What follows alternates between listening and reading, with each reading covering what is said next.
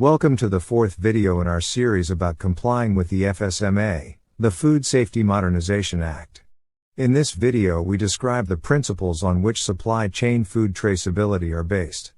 Hi, my name is Peter Green. I'm the Tech Director for NARTech. In this video we will explore the concepts which are used in food traceability and food tracking. This is the first of 3 videos about data exchange with supply chain partners. In this video, we will explain the principles on which FSMA supply chain traceability is based. In the next video, we will describe the barcode labels used in this process, and in the following video, we will look at the materials traceability information to be exchanged electronically. In this video, we will continue with the sandwich maker from our prior video as our example. If you've not done so, I recommend that you watch this prior video first. First, let us look at the reason behind the use of barcodes and related data exchange in the supply chain for safety. As we learned in the prior video, products such as lettuces which can be contaminated in a farmer's field and as a result can end up with people getting sick from eating sandwiches made from these lettuces when the sandwiches are purchased from convenience stores which may be far from the farm on which they were grown and harvested or a long way from the facility in which the sandwiches are made. In between, there are many steps in the food chain, including harvesting and packing of the lettuces, shipping to the processing plant, and their receiving there, followed by making the sandwiches, and finally retail distribution. Previously, if there was an outbreak of food poisoning, then the health authorities would have to go to each participant in the supply chain to gather whatever materials traceability data that particular facility or organization or warehouse or farm had captured about their materials traceability data, which sometimes could be on pencil and paper or in an Excel spreadsheet. Then the health authority has to try to link all this data together to determine the source of the contamination, or multiple possible sources, as well as to which products and materials to recall from the supply chain to prevent further illness. Now, at least for foods on the critical food supply list, the concept is that each participant in the supply chain will send their traceability data electronically up to the next organization downstream, what we call downstream. So your customers are your downstream, your suppliers are your upstream, and they need to send that traceability data they've got to the next recipient downstream from you. Think of it like a river flowing down to the sea. The recipient organization in such a setup will integrate the incoming data from their suppliers and then integrate that with their own traceability data, which they will typically capture using barcode scanning and all that sort of stuff. And then when they've integrated, they'll forward that data, that integrated data, to the next organization, typically their customers or a distribution warehouse in the supply chain.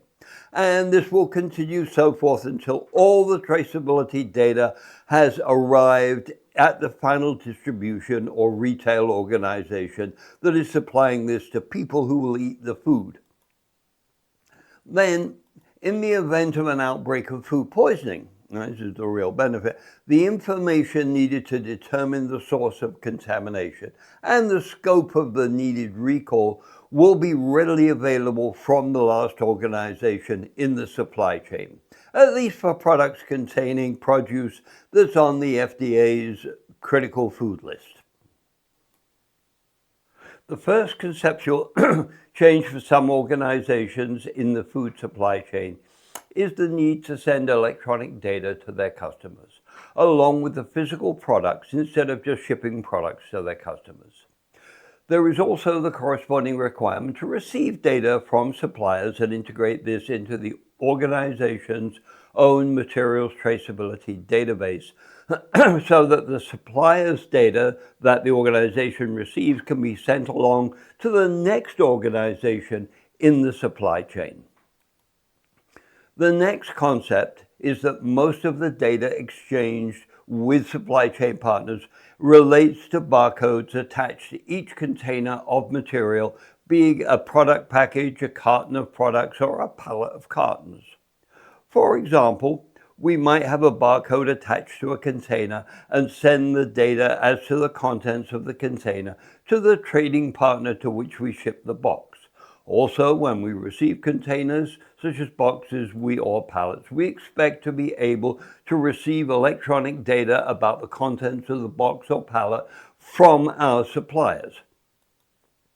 The barcode labels used may be unique to the specific container to which they are attached, or may simply identify the product in the container or possibly its lot number, as well as its manufacturer and other information possibly, in which case many containers may have the same barcode. Unique container barcodes are typically used to identify each pallet or other shipping container and form the basis for supply chain tracking performed by organizations such as Amazon, UPS, and FedEx. By scanning the tracking barcode on each box or other container every time they move, these organizations are able to show their users the progress of their packages across the globe in near real time. In the next video in this series, we will look at barcode labels used for materials tracking and traceability in the food supply chain. If this video was helpful, please click on the like button. Also, please leave comments below as to how we can improve this video series or other information you'd like to learn about. To see more videos, please click on the subscribe button here and click on the bell icon to be notified when more videos become available. Thank you for watching. Thank you for watching our video. If you would like to see more videos in this series, please click on the subscribe button as well as the bell to be notified when new videos are available. Links are provided here to other videos related to FSMA compliance. Transcripts can be downloaded through the resources button at top right on the NARTech website.